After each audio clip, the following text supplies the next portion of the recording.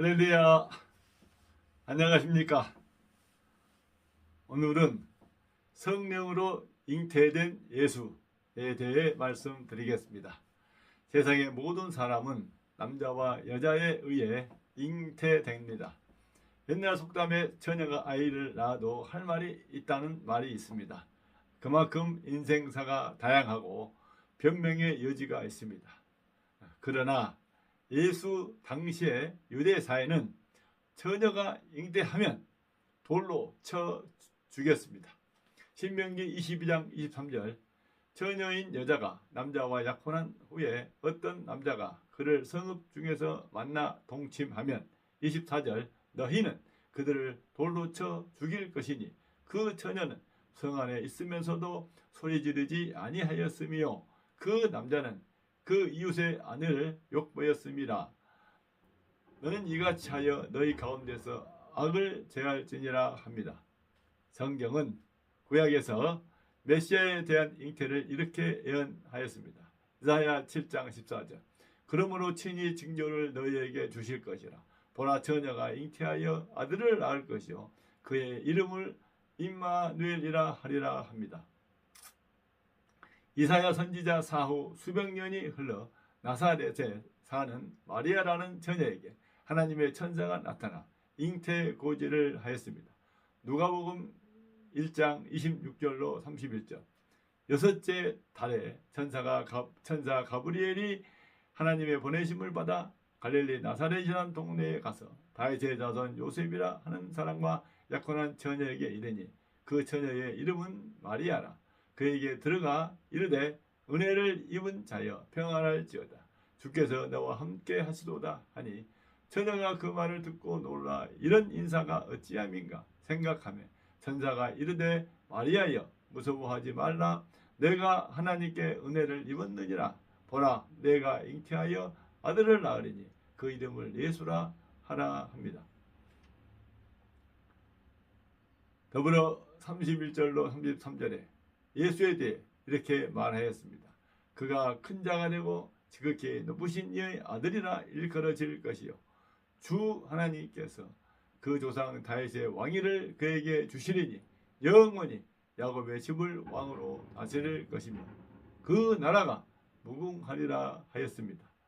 이에 마리아가 천사에게 말하되 나는 남자를 알지 못하니 어찌 이 일이 있으리이까 하니 천사가 대답하여 이르되 성령이 너에게 임하시고 지극히 높으신 이의 능력이 너를 덮으시리니 이러므로 나으실 바 거룩한 이는 하나님의 아들이라 일컬어지리라.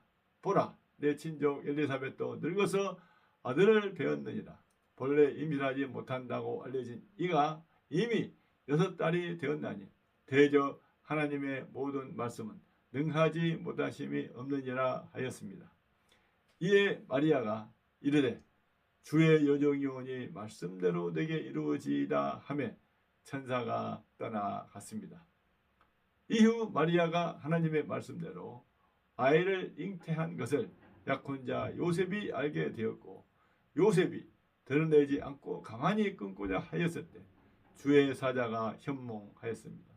마태복음 18장 20절 이 일을 생각할 때 주의 사자가 현몽하여 이르되 다윗의 자손 요셉아 내 아내 마리아 데려오기를 무서워 말라.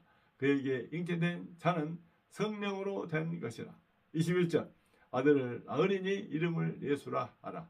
이는 그가 자기의 백성을 그들의 죄에서 구원할 자이심이라 하였습니다. 예수는 이렇게 성경에 기록된 대로 처녀의 몸에 성령으로 잉태되어 세상에 오셨습니다. 그러나 이러한 성경 내용은 세상 지식으로는 도대체 이해할 수 없고 과학적, 상식적으로 맞지 않습니다. 그래서 어떤 사람은 지어낸 이야기로 치부해 버립니다. 그러나 만일 예수가 그리스도가 아니라면 성령 잉태설은 가짜일 것이나 예수가 그리스도라면 성경대로 잉태된 것은 사실이라 할 수 있습니다. 성경은 처음부터 끝까지 그리스도에 대한 이야기입니다. 그리스도에 대한 예언이 있고 수백 년 후에 에은 네로의 탄생과 예언대로의 삶과 죽음과 부활이 있었음을 알려주고 있습니다. 성경은 사람으로는 이해가 되지 않는 기적 같은 신화 같은 예수의 성령 잉태를 확증하기 위해 여러 가지 기적을 보여주고 있습니다. 시초는 아브라함의 아내 사라의 잉태입니다. 아이를 낳기에 죽은 것 같은 사라가 하나님의 약속대로 이삭을 낳는 이야기가 있습니다. 창세기 18장 10절로 12절 그가 이르시되 내년 이맘때 내가 반드시 내게로 돌아오리니 내 아내 사라에게 아들이 있으리라 하시니 사라가 그 뒤 장막문에서 들었더라. 아브라함과 사라는 나이가 많아 늙었고 사라에게는 여성의 생리가 끊어졌는지라.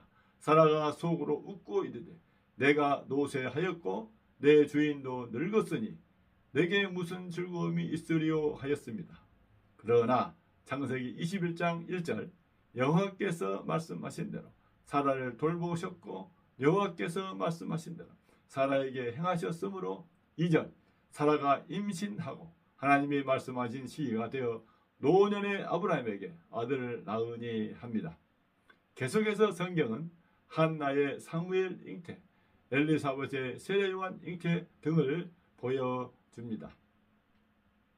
모든 사람의 잉태는 부부 사이의 잉태이지만 예수 잉태는 성령에 의한 처녀 잉태입니다.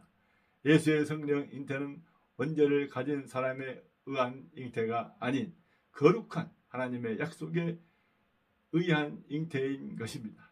그러므로 예수는 원죄와 상관없이 태어난 분이십니다.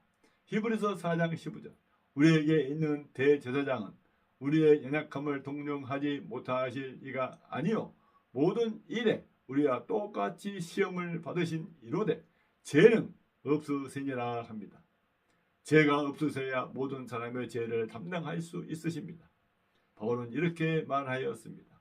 로마서 8장 3절 율법이 육신으로 말미암아 연약하여 할 수 없는 그것을 하나님은 하시나니 곧 죄로 말미암아 자기 아들을 죄 있는 육신의 모양으로 보내어 육신의 죄를 정하사 합니다.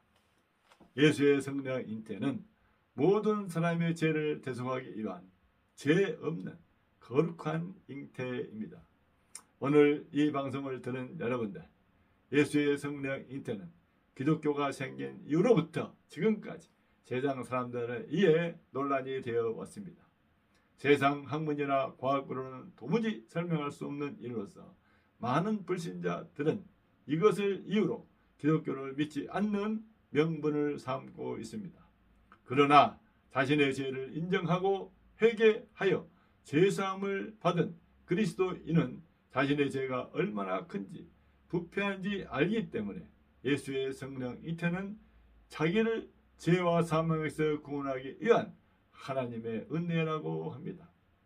지금도 성경은 많은 의문들로 가득 찹니다.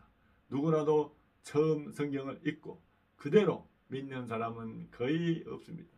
겸손히 자신을 낮추고 자신의 죄를 인정하는 사람만이 성경을 이해할 수 있습니다.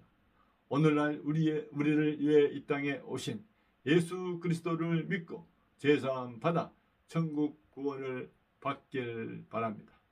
성경의 모든 이 신비가 곧 열리는 체험을 하게 될 것입니다. 기도하겠습니다. 하나님 아버지, 우리에게 예수 그리스도를 보내주셔서 감사합니다.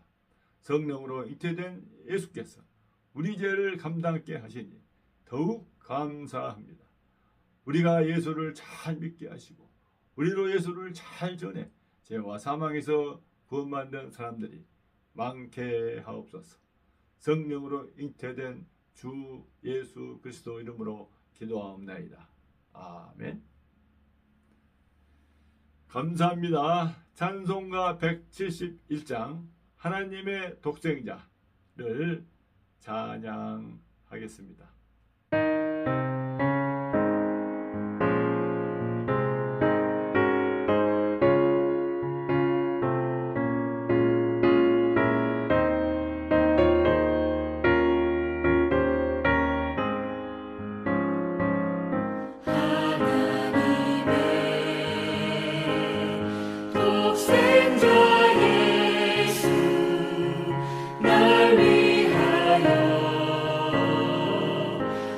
시작